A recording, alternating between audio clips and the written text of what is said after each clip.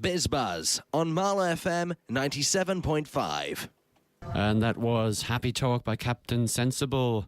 And this is your Sensible BizBuzz programme this afternoon, with Dermot Fitzpatrick with you for the next 90 minutes. We've got Wisdom Da Costa back with us again in the studio. Welcome back, Wisdom. Thank you, Dermot. Thank you for playing that song for me. I always imagine Tim Ashburner with his finger on a red button with Captain Sensible, just in case the controversy we're about to reveal is too controversial. We will be going to close to the edge because I want to find out. You stood in the recent election. I just wanted to make sure that we come back to you, talk to you about what how that feels like now after the election, and perhaps to get some inside stories as to what it was like from the inside. Also this afternoon joining me as co-presenter is Malcolm Parr, who's been with me for the last couple of weeks. Hi, Dermot. And hi, Wisdom. Good to see you again, Malcolm. It's good. Are we going to get up to some mischief this afternoon, or are we going to keep it strictly business? No, I think a bit of mischief. It's a wet afternoon. I haven't been able to sail.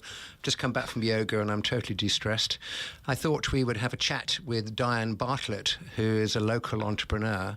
She lost her business when the ski slope caught fire, and she and her daughter Anna set up a business in Marlow and one in Uxbridge, and they've got a story to tell. So she's popping in, braving the rain, and will be talking for a few minutes with us. Yeah, well, and the challenges of setting. I was saying to Mike earlier, when I see there's a couple of shops I noticed in the high street again have closed down. And the aspirations of people, we're talking about the election, where you get into the election, hopefully there's going to be a win.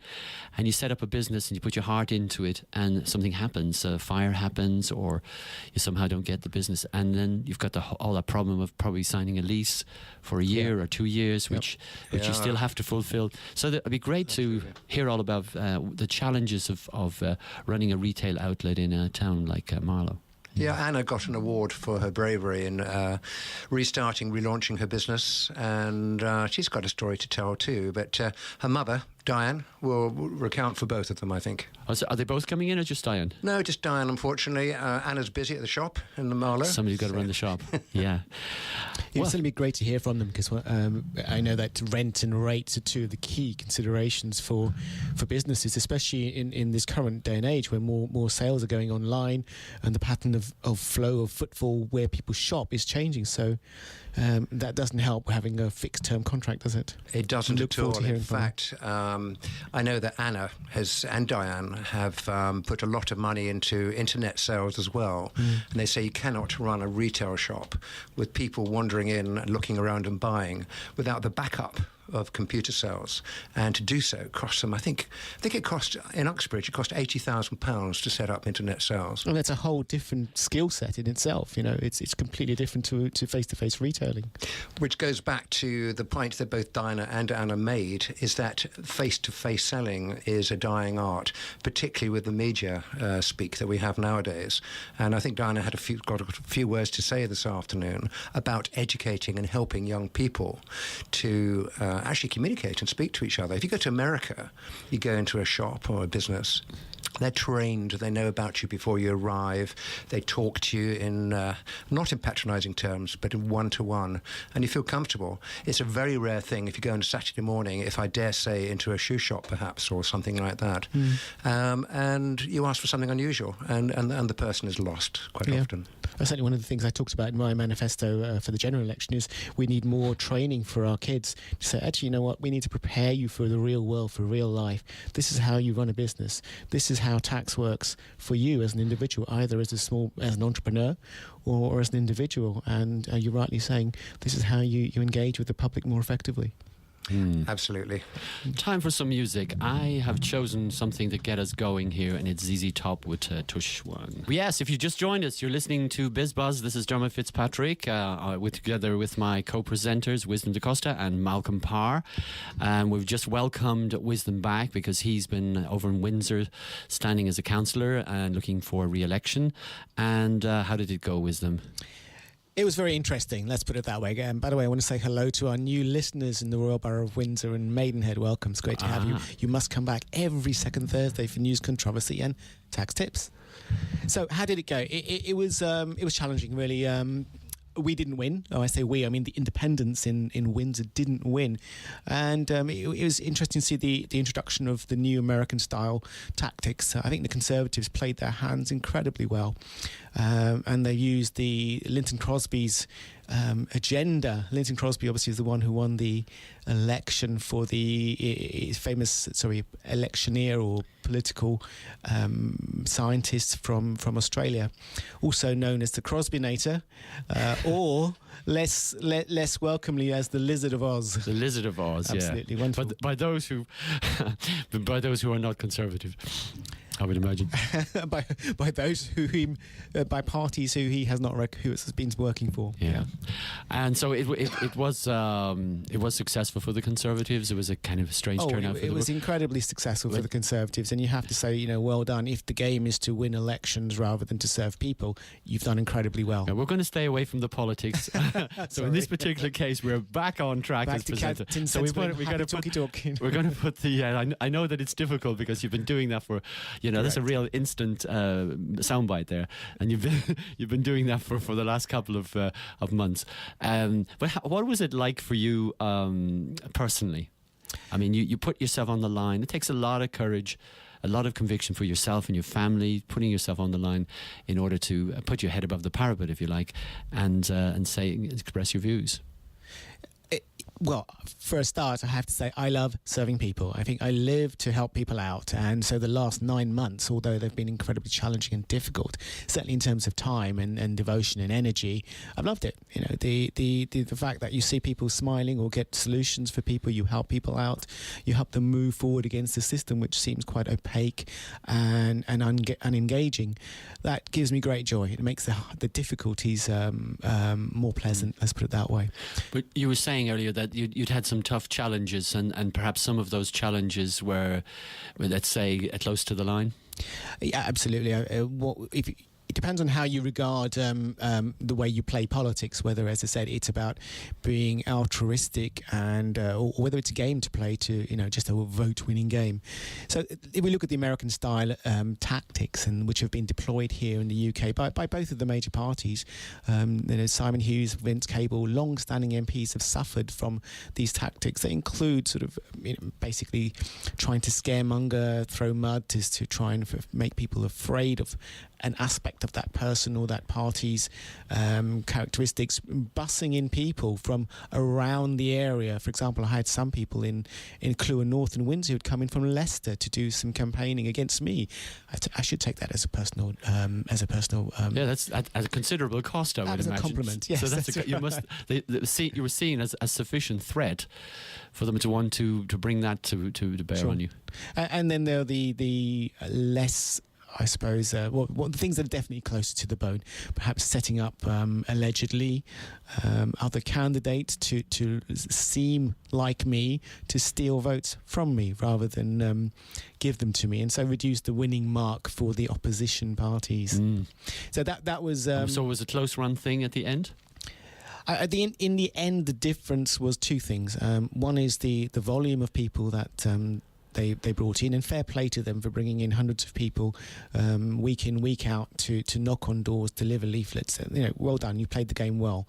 And the other aspect was, as I said, these alternative, or someone's called them rogue independents, took sufficient votes away from us so that we lost all 3 seats, and we probably would have only lost 2 seats. Sorry, 1 seat. As I understand it, potentially or allegedly, someone was brought in from outside to stand as an independent, and that split the available votes. That's correct. I think it's a question to use a certain councillor's expression. They wanted to. They thought it would have been nice to have a Pepsi to our Coke. So a different flavour of independent. And of course, there are other kinds of Coke as well. Absolutely. My apology. That's right. And interestingly, what I love about this is like I remember the Nixon thing, that they were all attorneys. All that Nixon and Haldeman and all of those, the Watergate chaps, were all attorneys up there to uphold the law. Yep. You would imagine that people interested in bringing politics and taking a position of political responsibility would behave responsibly. I guess the human instinct to win and compete sometimes can overrule that. Oh, certainly that's what the ideologically, how should I put it? I don't want to call myself simple, but certainly I would say that naive. I don't even want to call myself naive, but what would you call yourself? that's a good question. A representative of the people, a people person. So the one who believes in the best of all people. You want to think that everybody plays the game that way. So I think we have to move to the expression wise as a serpent and as isn't innocent as a dove next time. Yeah, and not to stoop to someone else's level of behaviour. Absolutely not. Yeah, one of the interesting things in all of this is that your character is tested. Whenever you have power or you're in a position to influence others, your character is tested.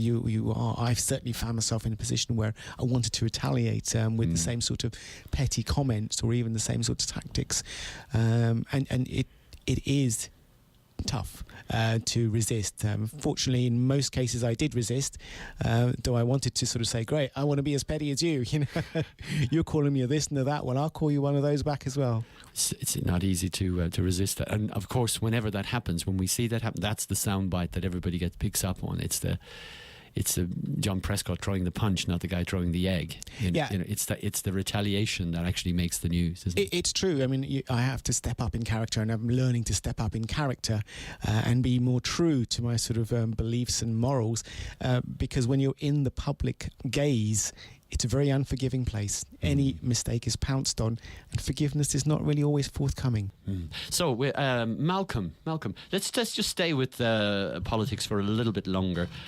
I'm interested to know, how did the polls get it so wrong? Everyone's asking that question at the moment. Basically, in defence of the polls, they're not forecasts but samples.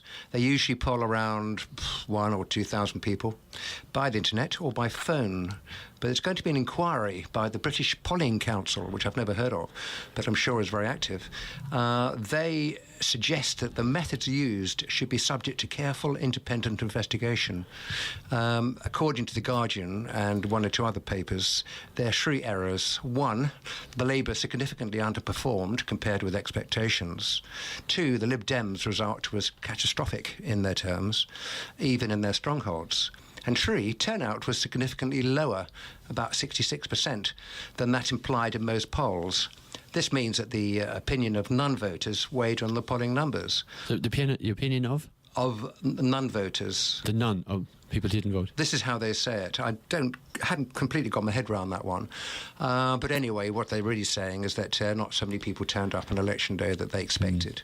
And there was that kind of, but you would imagine with all of them expense and that the parties themselves would have some aspect of polling. I mean, there was this story of Ed Miliband when he heard the results saying it's not true. It's almost like, I can't believe it.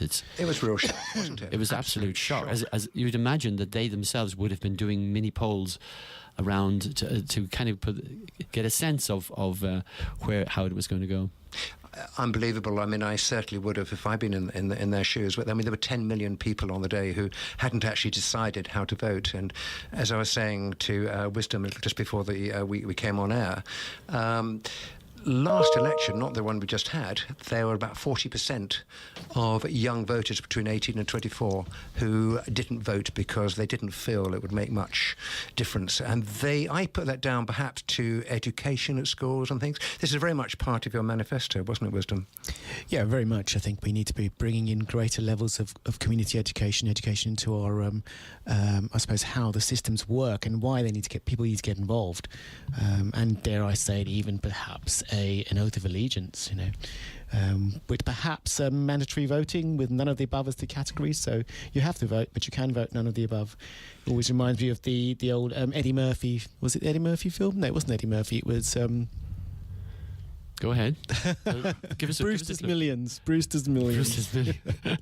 What was that? Oh, this is a situation where a young man... he won, or rather he inherited, he was a long distant inheritance of a firm of partners who. So he could gain £300 million, but they had to test him, and to inherit the £300 million, given that he was a down and out, he had to spend £30 million in a month, and if he was able to spend £30 million in a month, then he could keep the £300 million. Well, apparently not. Apparently, when you invest money or you give it away, it comes back to you sometimes. Yes. Right? Yeah, I get that. So in the end, one of his campaigns was, let's spend money on an election campaign, and I'm going to say none of the above. So that was his slogan. So vote for nobody, but we're running a campaign. Malcolm. I was very interested to see how the election has affected the markets, because one of the things that I read was the slogan, get out of the market in May and come back on St. Leger Day. And I thought that was a saint of maybe Ireland or somewhere, but apparently it's a Cheltenham race. So, and that comes about August, September time. Wow. But it's interesting that it's taken more than 16 years for the stock market to pass its previous all-time high. And in the 32 years since 1982, facts, damn lies, the winter period, that is October to May, has outperformed the summer period by 27 times out of those 32. So what's going to happen now? Well, it's a great cue for me. Well, the markets rallied on the Conservative win. The FTSE 100 rallied, and it jumped 159.87. Don't you love that level of detail? Points to 7,046.82. So it's a 2.3% surge, which is the biggest one-day jump since January. And the FTSE 250 in itself climbed 2.8% to an all-time high of 17,935.93. I just wonder who owns that 0.93 share. So yes, the markets have taken this very well. In fact, one of the other slogans or other headlines was, the wealthy breathe a collective sigh of relief. I wonder why. Right. Well, they were happy to hear that the non-dom status wouldn't end, that there wouldn't be a levy on their mansions, or the reintroduction of a 50% top rate of tax. So all great news for, or apparently great news, I say. Although there is some warnings that we've got to watch out for. We've got to prepare ourselves for Brexit. So this is the possible exit of the United Kingdom from the EU. We've got to prepare ourselves for what? They're calling it Brexit. I couldn't let that go. You British slipped that in. Exit, yes. The British, we're now calling it, is this a first for Marlow FM BizBuzz? Well, it might be the first for BizBuzz. It's been talked about since the Grexit, since the potential Greek exit from the EU. Yeah, we love our acronyms and our sort of little sound bites. We're getting very lazy with our words, aren't we? So yes, apparently we have to prepare, and I think I would say we must prepare knowledgeably for the potential exit of the United Kingdom from the EU. Yeah. Given that David Cameron is, of course, going to be allowing us to vote on this very shortly. I was just fascinated, just in the system, if I may make a personal comment, of how we can allow the politicians to even begin the election without them answering the question that I've heard so many times on the radio being asked, which was, where were the billions of pounds going to come from that they were promising? Yes, and they never answered it, and yet we still allowed the election. We should have actually just said, hello, stop there for a moment. Yep. We have asked you a question that's really important, because after we've elected for you, we will need to know what we're holding you accountable for. And we don't actually know, and you're spouting these figures. Where are these figures coming from? And not one of them actually answered the question. And I have to ask, did any of the interviewers on any of the TV stations hold any of the politicians to account on that? Well, I don't know what that, even I listen to Marlow FM, I listen to Radio 4, John Humphreys in the morning, whatever, and they're asking that question. And it was David Cameron was on, and I really want to kind of grab the microphone or grab the radio and say, get him to answer the question that you have asked him. That's the question we all want to know the answer to. Don't let him give you the soundbite that he's come prepared for. I don't understand why that happens. Because if this was Marlow FM, they would not get away with that. What we need is some clones of Jeremy Paxman. Jeremy, where were you? well, yes, because they put him out to grass now as well, haven't they? Hey, Wisdom, do you think that the next 100 days is going to be, there must be a word for it, some breakfast time for the new government? Because there's no one yet ready in opposition. If we're going to declare anything major, the budget for the next few years, and to achieve those figures we were just talking about, isn't now the time to suddenly declare a sort of a mini budget of where we're going from here? Well, there will be a new budget very shortly, so it'll be a second budget of the year, and we can talk about that next time, I suppose, on the next show. But I have to say that I've been very impressed with David Cameron and the way he's conducted himself, not from the perspective of I support everything you do, but rather you really stepped up to the mark and you've shown yourself to be quite an incredible politician, but not necessarily a representative of the people. You know? Oops. Okay, moving Tim on. Ashburner with Happy Song now. No. So, and there's, we probably need to move on from the politics. Have we done politics? do you think? One thing, I have to say one thing. I have to talk about this. So, in April, last month, new car registrations rose by 5.1% to 186,000, according to the Society of Motor Manufacturers. So that leaves registrations up 6.4% on the year so far. So this is a record high. And I was just wondering, was that people getting ready to celebrate the Conservative win, or people getting ready to leave the country? I couldn't resist that. But yes, you've got that in. You've got that in under the wire. And they there was that slogan we used to have at one stage: "With the last one leaving the country, please switch off the lights." Remember that one? We're a long way away from that. Let's have some jolly music from ABBA with "Money, Money, Money." Well, it certainly does appear to be a rich person's, man or woman's world. It seems that by the indications of what you were saying earlier there, that the rich are quite happy with the turnout. But then David Cameron has promised that he will be looking after all of the people, north and south. And we just have to trust that he's a man of his word. Wisdom, you were talking about, during the break there about something about if you're going on holidays to Greece. Is Greece a good place to go on holidays these days? Probably is it? Nice place. I love Greece personally. You know, I love the kebabs and the meze and the vine wrapped rolled leaves. Absolutely wonderful. So there's something about if you're going to Greece, bring cash. What's that about? Yes, there's a couple of aspects. If you remember, a few weeks ago, we spoke about how one of the issues we have in Greece, less so in the UK, but still in the UK as well, is how people don't want to pay tax, and tax pays for services. So they find many ways of avoiding tax. So what's happening in Greece is that the government are now saying, use your credit card when you're on holiday in Greece. And the reason, what you'll be doing if you use your credit card on holiday in Greece, is you're going to be helping the Greek government from getting money in, because every bit you spend on your credit card then can't be hidden by locals trying to avoid tax. So there you go. Use your credit card in Greece and you'll be helping the government pay for services there. Sorry, I kind of... So should I bring my credit card or cash?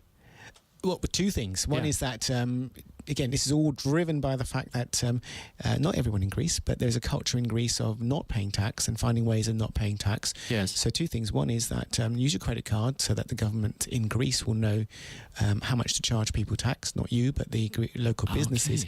And then the other aspect is that they will be charging, I think it's a 0.1% tax or on any cash withdrawals from ATMs when you're in Greece. So it's probably better to take your euros with you. So bring your euros with you, and if you're interested in helping the Greek government to collect its taxes on the spending that you're doing in the country to help their economy. To help their economy and help pay for... Remember, tax pays for services, so you'll be paying for to help your ordinary man on the street in Greece. And the government also want to more time to pay off those loans, and it looks like they are not going to get that.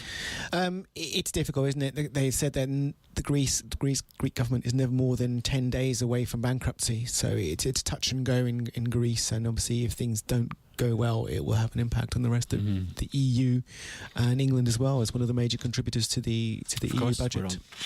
Malcolm, bring us closer to home. Some business stories from the high street or thereabouts. The high street, yes, and thereabouts. Quite a lot going on actually locally, and I'll just try and keep it brief because we could talk all afternoon. Energy efficiency has been tackled by the Thames Valley Chamber of Commerce, probably one of the first actually. They've got a special training program. Did you know that every time you send an email attachment, you're actually draining the country of a bit of its electricity? because around the country there's a number of data centres, call them what you will. My brother has one in Milton Keynes. And they are a real drain, no, not just serving through servers, but also providing backup power with generators as large as a house, air conditioning, which is unbelievable.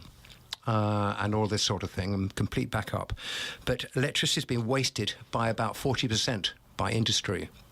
And there's a gentleman who is encouraging the Thames Valley Chamber of Commerce, Lord Rupert Redesdale, and he told members of the Chamber that we need to spend 110 billion on the grid to stop it falling over. That's a horrible thought, isn't it? Over the motorways and everything else. And the only way to reduce costs is to reduce demand. Energy efficiency will become one of the most important activities companies and individuals can undertake to make the costs affordable. You'd imagine we'd be doing that already, wouldn't you? Well, how many lights do we have on in the studio? Yes. 1, 2, 3, 4, 5, 6. Yes, okay. Helen and Douglas takeover. Store Wars comes to the High Street. Retail giant John Lewis at High Wycombe will take over the Helen and Douglas charity shop in Marlow. When I say take it over, they will assist them to help fund respite and end-of-care life for children and young adults with life-shortening conditions. They're actually going to pit their wits against bank staff to help the charity and a few others sell their merchandising, and they're going to see how much profit they can make in one day. So this is just a one-off event, not a... I think so, but if it's successful, it could well be copied elsewhere. They're doing it in other parts of around High Wycombe as well. And a couple of things coming up which I think would be quite interesting for particularly for young people, as we were talking about that with Wisdom a little bit earlier. There's a week-long programme coming up in August. It's not so far away. Did you know in a few weeks' time the days get shorter? Anyway, this is an optimistic programme. I'll move on fast. There's a variety of taster sessions for young people to try out different careers and meet different people. And there's an appeal to local businesses. I'm sure this happens most years, but this is a really big effort. It's a roadshow going around on the first week of August. And it'll be helping young people and helping businesses place apprenticeships, which I know Wisdom you're very, very keen on. Another event coming up is a focus on funding in the post-election landscape. It's a half-day conference organised by the Buckinghamshire Business First and HSBC, the bank.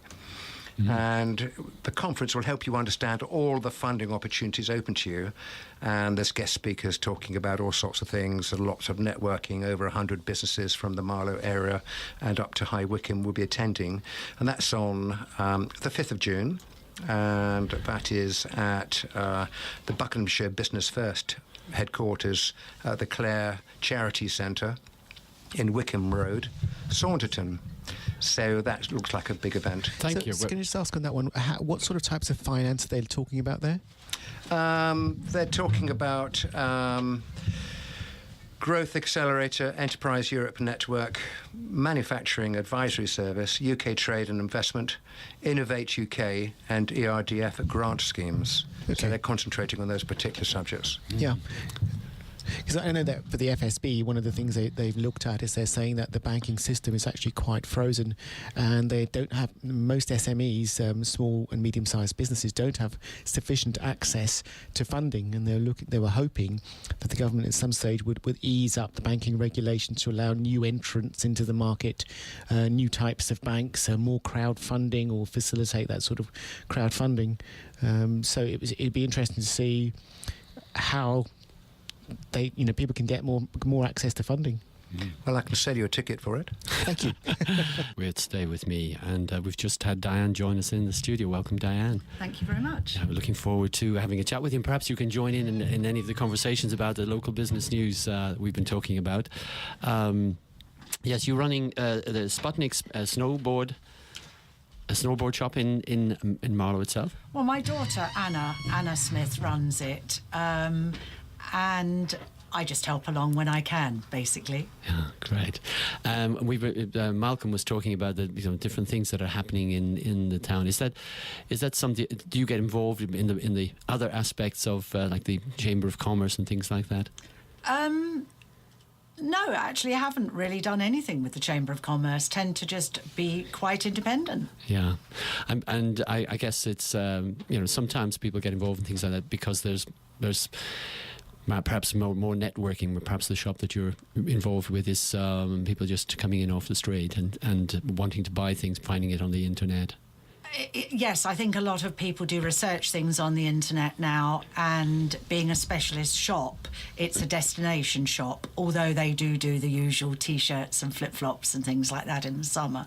So there is passing trade as well. Great. We're going to come back to you in a few minutes, and Malcolm is going to have an interview you about the trials and tribulations of running a retail outlet in a small town or in any town. In the meantime, Wisdom, you were talking just before the break about the HBSC. Do you want to share something? Actually, this time it's not HSBC for a change.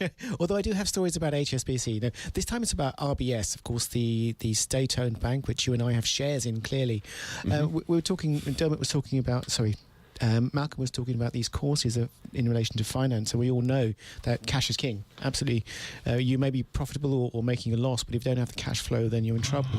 Well, RBS have been accused of asset stripping, so taking assets away from small businesses who have loans with it in order to help fund its own balance sheet, and so deliberately or unnecessarily putting some businesses under, really.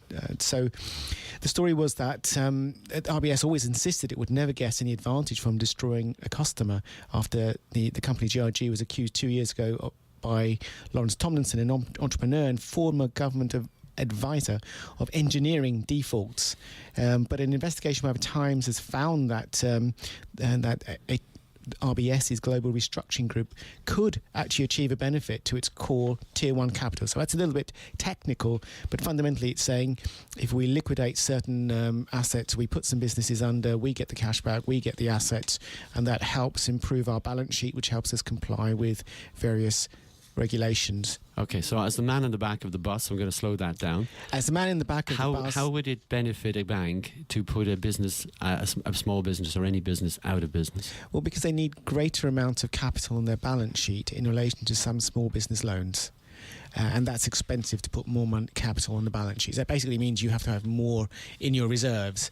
And that, obviously, if you're putting more in your reserves, that's going to cost you because you have to borrow that money from somewhere or to get that money from the stock exchange. So I'm running a business and I owe the bank money. Mm-hmm. And if they want the money back, I can't pay it back. And they put me out of business. Now, how does that affect their balance sheet? Well, two ways. One is that means that they have to have less capital on their balance sheet, so they don't have to borrow money. So they write off the debt?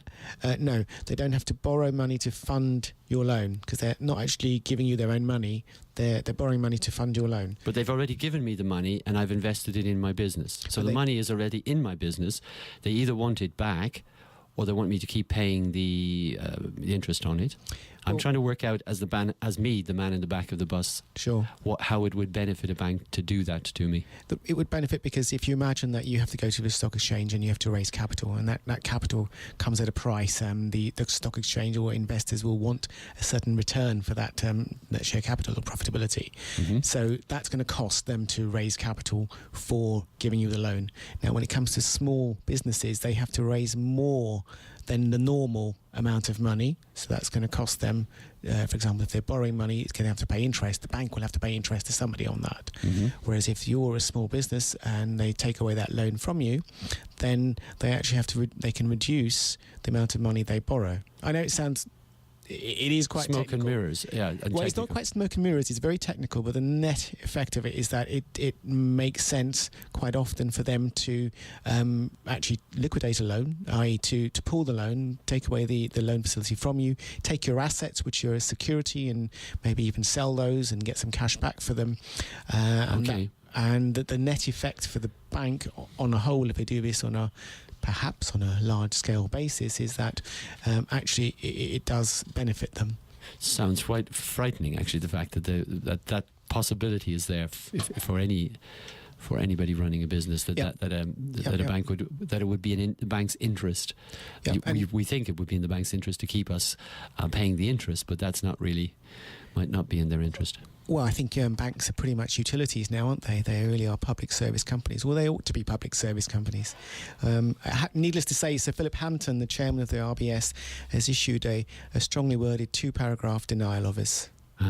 Malcolm, do you have any thoughts or views on this? I find this very interesting, very new to me, to be honest, and I've not thought of the implications fully. So I'm listening with interest. Right. Back to you. Back to you, Wisdom. That was a beautifully passed ball that went. I love that. That went out of touch My, and how came much back I've in missed again. it And now for I think we've got a penalty shootout here. Wisdom, it's back to you. Okay. We would love to hear from you listeners. Let me put it back to the listeners. Well, have any of you suffered at the hands of banks who have perhaps needlessly and unnecessarily withdrawn your loan? I would like to say one thing, in addition to hearing everyone's opinion on that, is that paying off bills is a big issue, and I know that some companies, locally too, will pay 1 month plus, wait 1 month plus before paying. And there are banks they're being advised to contact who actually make loans so that you can actually pay off part or all of those debts. And they're making that part of a contract before you actually take out business, particularly with supermarkets. To me, that's an atrocious way of working. Yeah, you're right. And even, I can't remember whether it was Aldi or Lidl who have also been caught in this what seems to be the Tesco strategy of forcing people to pay to have goods on their shelves and then not paying them when the sales come through for 2-3 months. Exactly. I know the local authority has got itself an unofficial target of 10 days, and local businessmen have actually acclaimed that. They're saying they're keeping to it. They're extremely efficient. I'm sure Diane will have some things to say on that when we get round to chatting with you. Do you have anything you'd like to add to that particular about the point about people who owe you money, taking big businesses who owe you money, taking such a long time? I know in some cases it can be 90 days before a company gets paid. Well, we're in the lucky position that we don't tend to have people owing us money. We have customers obviously coming into the shop, they're paying by card or by cash, but we are the ones that owe other people money, and we do try and pay as quickly as we can. We do get settlement discounts for paying early, and also because we're a seasonal business, we do get our payments phased over perhaps a 3 months period by our suppliers to ease the burden on us. And we do try to comply with that and be as fair as possible. Yeah. Wisdom? Yes. No dead air time. Well, you're right, and any retailer will absolutely have if you like, a positive cash flow. Money comes in before you have to pay the bills. That's always very, very positive. And sometimes I suppose that can be a little bit deceptive, in as much as you know the money's coming through the bank, but you're not necessarily sure whether you're making a profit or a loss. And you are affected, obviously, by seasonal influences, by weather influences. If you've stocked a lot of T-shirts and flip-flops and we Sure. get a month of rain, it can affect sales. So you just have to hope that you've got it right. How do you deal with that sort of risk where you're not sure what the weather's going to bring? After all, this is England, right? Or should I say Britain? How do you take that risk? How do you assess the risk? Do you stock half of your stock umbrellas and half of your stock flip-flops? It is rather like that, actually, stocking a mix of things. But I think I always say buying for retail in as is an outdoor market is a gamble. It's like betting all the time. You're just taking a chance and hoping you've got it right. And are you experience watching? tells you that, hopefully. Are you watching any news feeds to see, well, what's the long-term weather forecast, or what's the latest trend that's happening on the high street or on Twitter? Or Unfortunately, the long-term weather forecasts aren't really long enough. The buying lead times in retail for outdoor industry clothing tend to be ordering at least 6 months before. Okay. So you don't have that option, really. You just have to take a chance. Possibly you welcome a tsunami because you know what's going to happen for the next 9 months or 10 months. Well, that could be true. I doubt if anybody's welcoming a tsunami. No, sorry, not a tsunami, El Nino effect. El Nino, yeah. El Nino, my And apologies. you certainly wouldn't want to. You certainly would not want to have a heart of glass to run a business. You're listening to Marlow FM 97.5. This is Dermot Fitzpatrick with you, with my co-presenter Wisdom Da Costa and Malcolm Parr, and we've joined in the studio this afternoon by Diane Bartlett, who's going to tell us about the challenges about running a retail outlet in any circumstances, and particularly in Marlow. I'm going to pass over to Malcolm, who's going to have a chat with Diane. Thank you. Diane Bartlett and her daughter had some very successful business going on at the Wickham ski slope until 2006, when a fire destroyed any chance of skiing at that site again and the businesses associated with it.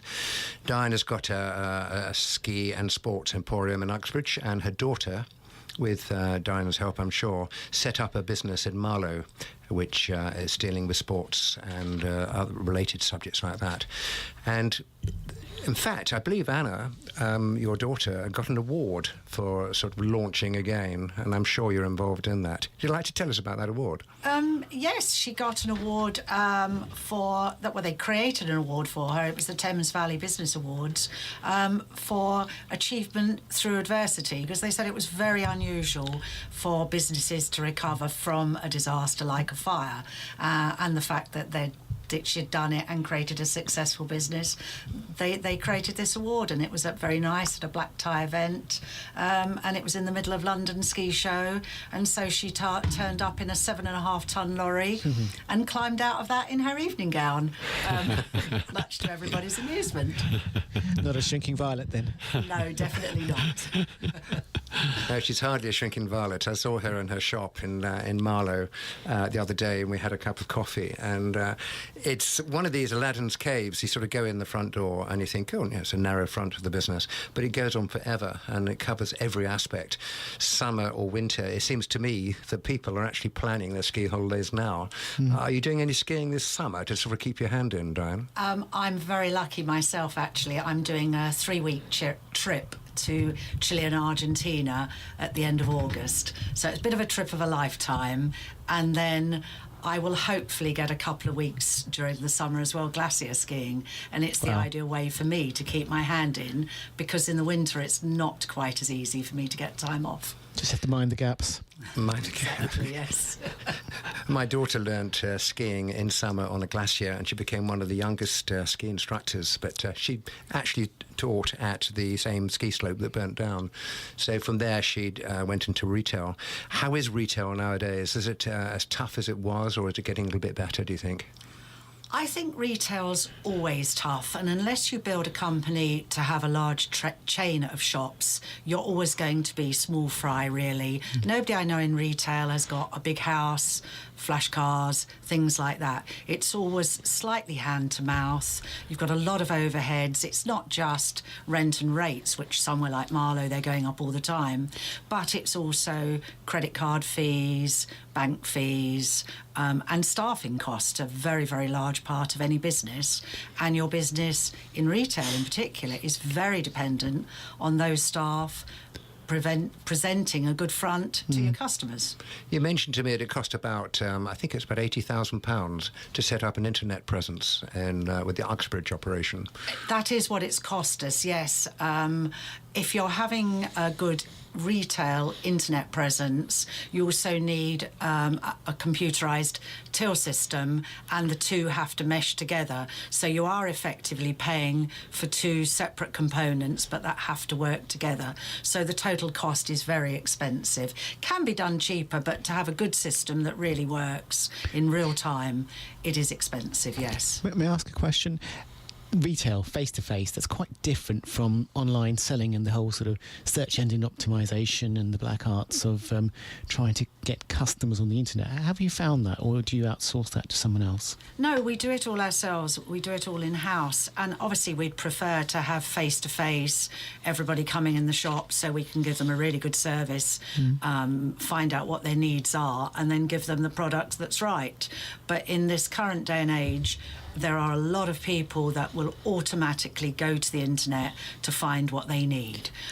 Being a specialist business, though, we do find that they will do quite a lot of research online and then make a phone call, pick up the phone and ask for some more advice. But that could be somebody in Scotland just as easily as somebody in Marlow, because it doesn't matter where they are, they will find the information they need on the internet. That was a grudge, actually, that some retailers I spoke to a couple of weeks ago in the high street at Marlow said that people came in, they took photographs of their products and went away and found a cheaper version on the internet, so they could actually see it working before looking at it on a screen. That is always a complaint that retailers have, and particularly in a specialist market where you've spent perhaps an hour with somebody giving them advice on equipment, and then they say, well, thank you very much, I'll think about it, which usually means they're going to go and buy it on the internet. Yeah. We do hope that people will support a local shop, because if they don't support them, they will go out of business and there will only be internet shops left. And that there are certain types of equipment, for instance, hiking, walking, skiing, that need to be tried on and need to be fitted by an expert. It isn't just a matter of going into any shop, any outdoor shop, and buying a pair of boots, is it? That is right. And a pair of boots, whether they're snowboard boots, which we sell in Marlow, or ski boots, which we sell in Uxbridge, there's a whole fitting process, and then quite often the linings of the boots are heat mouldable, and people have footbeds as well to support the foot. So there's quite a technical process. If they buy those boots online, they are not going to get that quality. Absolutely, of fit. yeah. And so I guess that's why the name of your shop is Sputnik Sputnik Snowboard Shop. Snowboard. Yes. And So it's snowboards and skateboards and things like that. So it suggests to me that perhaps a younger market, is it? What would be the age group? On the skate market, it probably is a younger market. The snowboard market is surprisingly got a more mature element as well. Sometimes people that have been skiing for quite a lot of years and just fancy trying something else. So it really is across the board. Thank you. Time for some more music. I think you sent in Malcolm's a number of songs that you'd like us to play. I did. Was Sam Cooke was one of those? Sam Cooke, one of my favourites. And when I looked down the list of Sam Cooke songs, it was so difficult to choose. You've chosen You Send Me. Yes. Sam Cooke. Having a lovely conversation with Diane Bartlett from the Sputnik Snowboard shop in Marlow, and you also have a retail outlet. Where else did you say? In Hillingdon, near Uxbridge, and that's a ski shop, much bigger than the snowboard shop in Marlow, and we do nothing but ski all year round.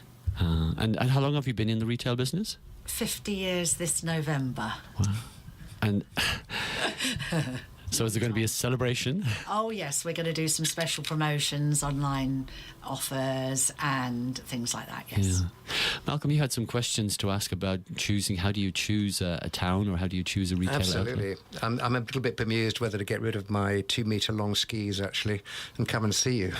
Well, you should definitely give you the right advice. If I keep going till I'm 75, I get free skiing in France, so another 30 years or so. Well, not quite.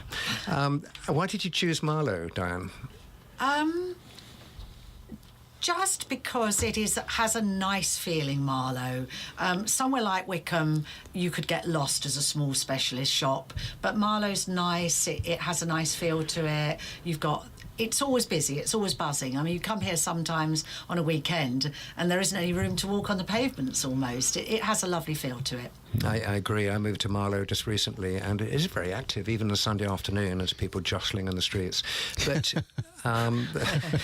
well, jostling, Bundle. a slight exaggeration. Anyway. Crowd control. Policemen on horseback. Well, it's different from Beaconsfield, put it that way. But, you're towards the end of the high street. Not the high street, it's the road going towards Henley, isn't it? The Henley Road. Yes, yeah. And I suppose you get a lot of young people walking from the schools and so on past. Is that a part of your business, or do you have to go out and promote it, particularly in any particular areas? Well, again, we have a website, and I think for most businesses nowadays, people go online, do a search, and you hope your website's going to come up on the front page, and hopefully then people will go, oh, that's fairly local. I'll go there, I'll have a look. So we do some advertising in the specialist snowboard magazines as well, though. Expensive business, isn't it? Advertising and marketing. Advertising is very expensive and has to be done carefully, and it has to work. And I am of the opinion that having a website that works well is probably your best advertisement. So, out of the sales and having a presence in the high street, so to speak, and internet sales directly through the internet, what is the balance that you keep, for example, at Marlowe? The balance between retail and online? Yeah. It's still about 70% in the shop and then 30% online. But it's a substantial part of the business. But what we've also found is a lot of businesses that reduced their high street presence and went to internet only are now finding that there's so many more other people got into the internet side of things, online selling, that the competition has increased and the amount of sales they do online has reduced because it's diluted. So having a retail presence on a high street definitely gives you a base. So any advice you'd like to give to retailers who are trying to hang on or wanting to come into Marlowe or your part of Hillingdon? Retail's still good, but you've got to be very careful finding the right location, and you've got to be very cautious with your buying. And there are a lot of the wholesalers out there who will help you. They want to help you. They want their products in your shop, so they will give you payment terms. They will advise you on what are their most popular products, what to shy away from a bit. And the advice is out there to be had. You mentioned the location. It's very important. And what are the factors in choosing a location? Is it footfall primarily, or is it the combination of footfall and rental? What were the sort of things that you had to consider when you chose Marlowe? Well, initially when we looked in Marlowe, we were looking in the high street, but the rental prices in the high street were substantially more than being at the far end of West Street. And at the end of the day, you are still only going to sell a certain amount of product, and your rent and rates are unchangeable, or they will only go up. Yes.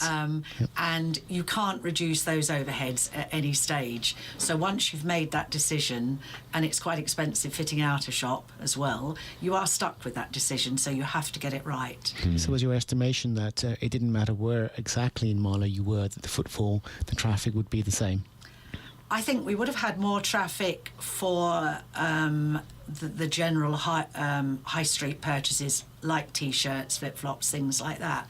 But for the specialist side of the market, which is the higher value side of our business, it didn't matter being right down at one end of and with Marlowe. the higher rental rate in the high street, it might have been affected the business completely adversely. I think it would have been millstone round our neck. Yeah. Turners, who are an outdoor shop, who have been in the high street for a long time, have just vacated their premises and moved to Station Road solely because of the increase in rent. In rent, yeah.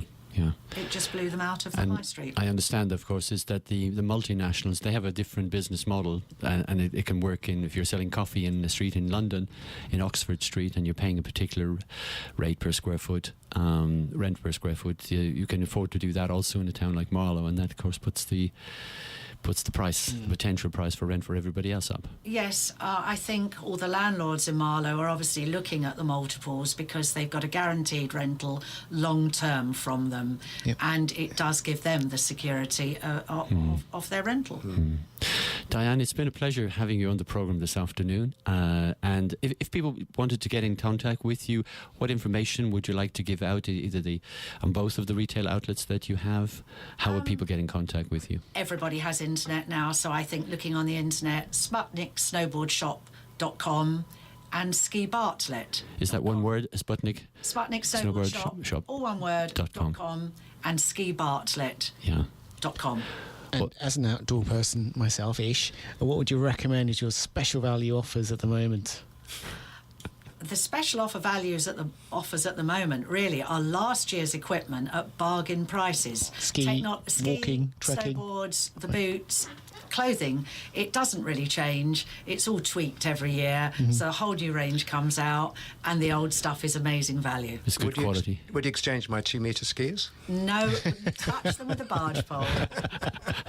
You see, the presenters here always trying to get a bargain. They're always trying to get, we invite in guests, and they're always trying to do something. Well, thank you so much. It's been a delight to meet you. Thank you. Send our best regards to your daughter. Is it Annie? Anna. We send her best. She's manning the shop or womaning the shop in this afternoon. Thank you very much. Look forward to having you back in the studio at some time.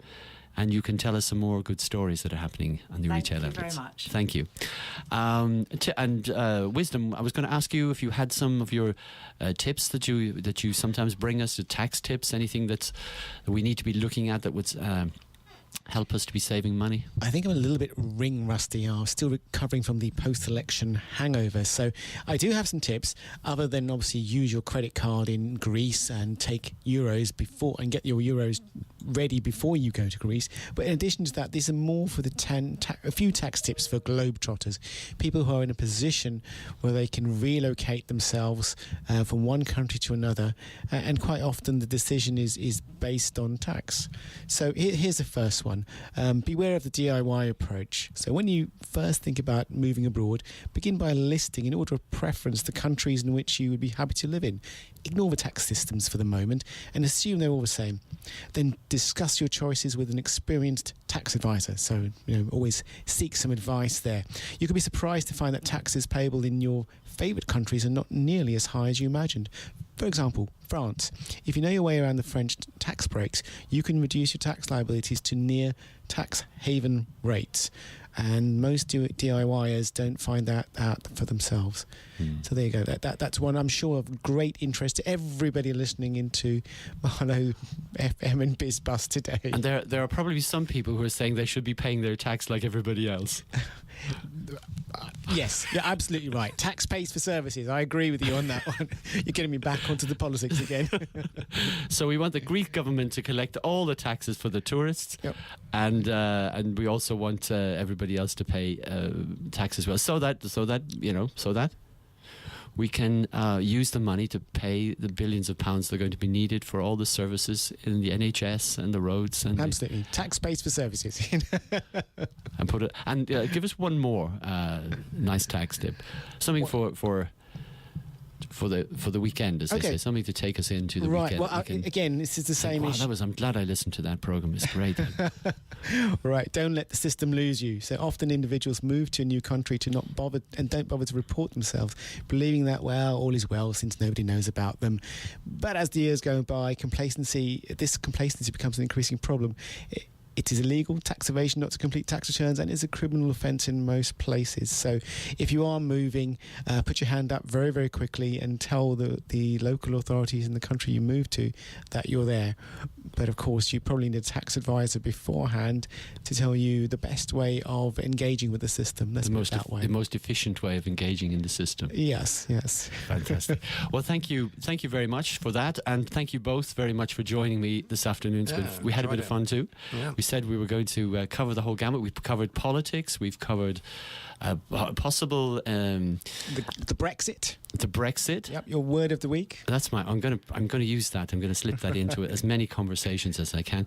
Also, there's a possibility of. Did you say there might be a possibility of a recount in the election that you were involved in Windsor? To having a look at some of those. That's a touchy subject. Some of those things that. No, that the election result stands. That we're quite clear about that. But there might be other issues that ramifications.